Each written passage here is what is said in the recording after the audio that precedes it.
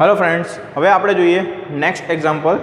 Next example છે a simply supported steel beam of 5 meter length and having a rectangle section 200 mm width and 300 mm deep is subjected to 10 kN per meter UDL over the entire span and a central point load of 30 kN. Calculate maximum bending stress. તમારે આમાં પણ bending stress છે એ જ find out કરવાનું છે, બરાબર છે. અહીંયા ફરક શું છે તો આપણે આગળનો જે એક્ઝામ્પલ જોયો એની અંદર તમને ખાલી ઓનલી યુડીએલ આપેલો હતો, આની અંદર યુડીએલ અને પોઈન્ટ લોડ બંને આપેલો છે. તો આપણે બંનેના જે મોમેન્ટના ઇક્વેશનો છે એ કમ્બાઈન કરીશું, બરાબર છે. બાકી કોઈ ચેન્જ આવશે નહીં. સૌથી પહેલાં આપણે ડેટા કલેક્શન કરી દઈએ. તો ડેટાની અંદર અહીંયા તમને લેન્થ જે છે એ આપેલી છે 5 મીટર. બાકીના બધા ડેટા જે છે એ એમએમની અંદર આપેલા છે, બરાબર છે. એટલે આપણે જે છે એ લેન્થ મીટરમાં છે તો એને એમએમમાં કન્વર્ટ કરીશું, બરાબર છે. 5000 mm તો હશે 5000 mm. ઓકે. એના પછી નેક્સ્ટ 200 mm વિડ્થ આપેલી છે અને 300 mm, એટલે બી તમને આપેલું છે 200 mm અને ડી તમને આપેલું છે 300 mm. ઓકે. એના પછી તમને બે લોડ આપેલા છે. ફર્સ્ટ લોડ છે એ કયો છે? યુડીએલ છે. યુડીએલ કેટલાનો છે? 10 kN પર મીટર.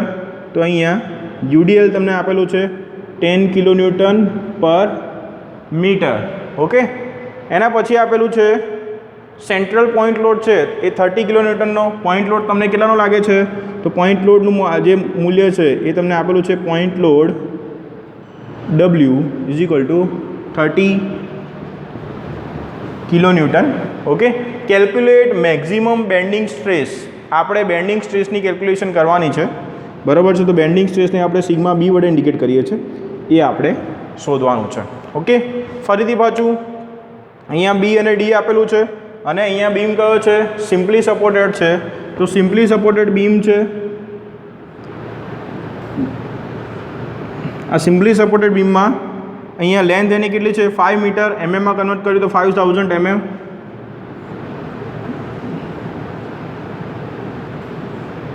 હવે જો આની ઉપર કયા લોડ લાગે છે? તો 10 kN પર મીટરનો યુડીએલ લાગે છે. તો આપણે અહીંયા પહેલાં યુડીએલ બતાવી દઈએ.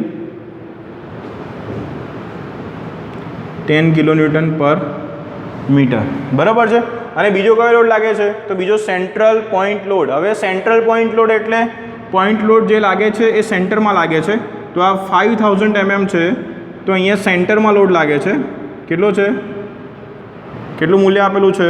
તો પોઈન્ટ લોડનું મૂલ્ય કેટલું છે? 30 kN. ઓકે.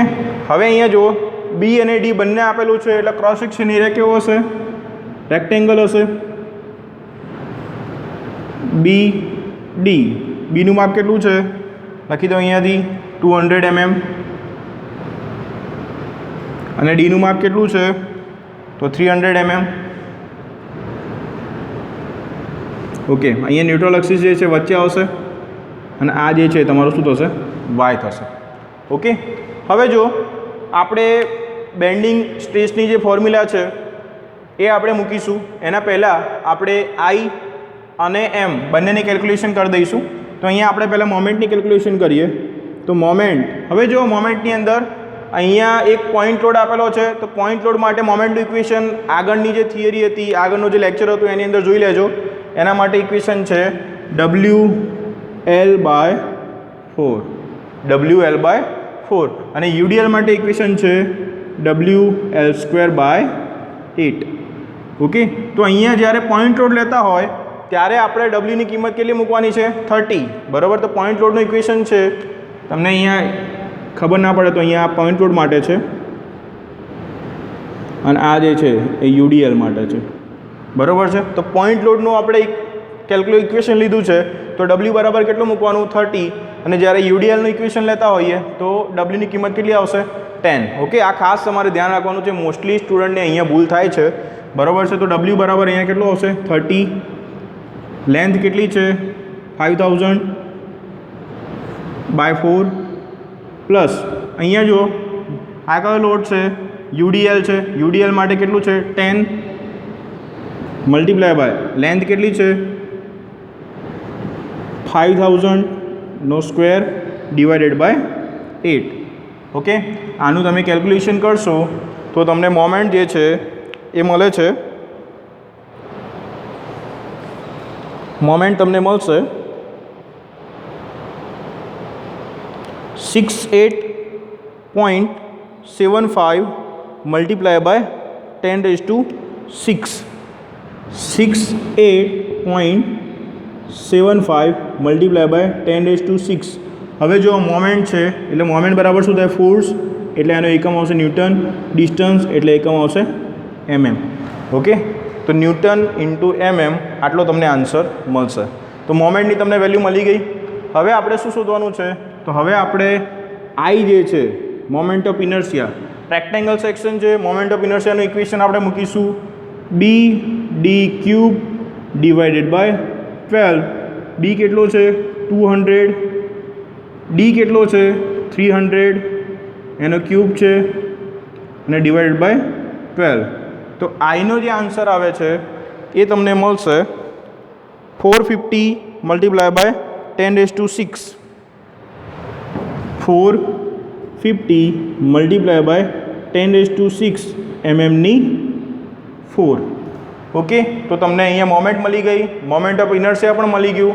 વાય આપણે શોધવાનું છે. તો વાય તમને ખબર છે કે ભાઈ ડી અહીંયા કેટલું છે? 300 છે.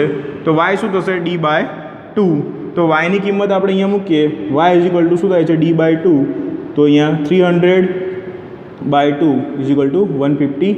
વાય ડિસ્ટન્સ છે, એકમ આવશે mm.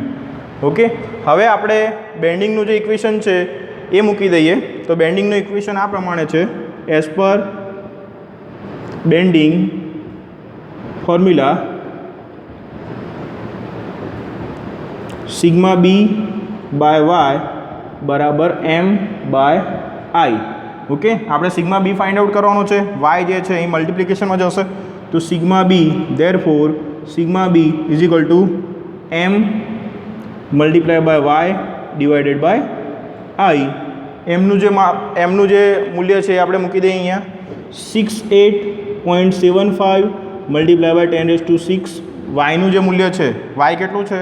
તો વાય છે અહીંયા 150 ડિવાઇડેડ બાય આઈ. આઈનું મૂલ્ય કેટલું છે?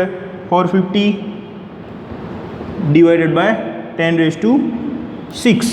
ઓકે, તો અહીંયા તમને સિગ્મા બી જે છે એનો આન્સર મળે છે 22.92 ન્યૂટન પર mm સ્ક્વેર.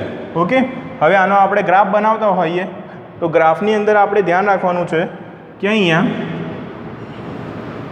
આ જે ન્યુટ્રલ એક્સિસ છે, ઉપરની સાઈડ શું થશે? કોમ્પ્રેશન અને નીચેની સાઈડ શું થશે? ટેન્શન. ઓકે, તો અહીં આગળ આ પ્રમાણે તમારે બનાવવાનું છે અને આ જે છે એમાં આ પ્રમાણે બનાવવાનું છે. અહીંયા બી તમે લખી શકો છો sigma B is equal to 22.92 newton per mm square, 22.92 newton per mm square. અને અહીંયા પણ શું થશે? Sigma B is equal to 22.92 newton per mm square થશે. બરાબર છે? તો તમારે આ પ્રમાણે કોઈ પણ એક્ઝામ્પલ પૂછાય તો તમારે આ પ્રમાણે જે છે એ કેલ્ક્યુલેશન આની કરવાની છે. માની લો કે અહીંયા મોમેન્ટ જે છે, અહીંયા તમને ક્રોસ સેક્શન એરિયા રેક્ટેંગલની જગ્યા ઉપર સર્કલ આપેલો હોય તો π/64d⁴ મૂકશો. બરાબર છે? જ્યારે આઈની વેલ્યુ શોધતા હશો એ વખતે. બરાબર છે? જો હોલો સર્કલ આપેલું હોય તો π/64 capital d⁴ minus small d⁴ મૂકશો. જ્યાં કેપિટલ ડી એ શું છે? એક્સટર્નલ ડાયામીટર છે અને સ્મોલ ડી એ શું છે? ઇન્ટરનલ ડાયામીટર છે. તો તમારે આ પ્રમાણે બેન્ડિંગ સ્પેસ જે છે એની અંદર ખાલી અહીંયા કેટલી વેલ્યુ ચેન્જ થઈ શકે? તો એક આઈની વેલ્યુ ચેન્જ થશે as per cross section area, અને બીજું ચેન્જ થશે મોમેન્ટની વેલ્યુ. બરાબર છે? જે પ્રમાણે લોડ આપેલા હશે એ પ્રમાણે. અહીંયા આગળ માની લો કે બીજો એક પોઈન્ટ લોડ આપેલો હોય તો એક બીજો પોઈન્ટ લોડ આપેલો હોય તો તમારે +WL/4 કરી દેવાનું. બરાબર છે? જે પ્રમાણે લોડ આપેલા હોય એ પ્રમાણે તમારે અહીંયા પ્લસ કરતા રહેવાનું છે. બરાબર છે? તો આ એક્ઝામ્પલ ગણવા માટે ઇમ્પોર્ટન્ટ ફોર્મ્યુલા જે છે એ કઈ છે? એક મોમેન્ટની છે. બરાબર છે? બેન્ડિંગ ફોર્મ્યુલા તો તમારે યાદ રાખવાની જ છે, કેમ કે આના વગર તો એક્ઝામ્પલનો આન્સર આવશે જ નહીં. બરાબર છે? આઈનું ઇક્વેશન છે એ તમારે યાદ રાખવાનું છે bd³ / 12. ઓકે, તો હવે આપણે વધુ નેક્સ્ટ લેક્ચરની અંદર જોઈશું. Thank you friends.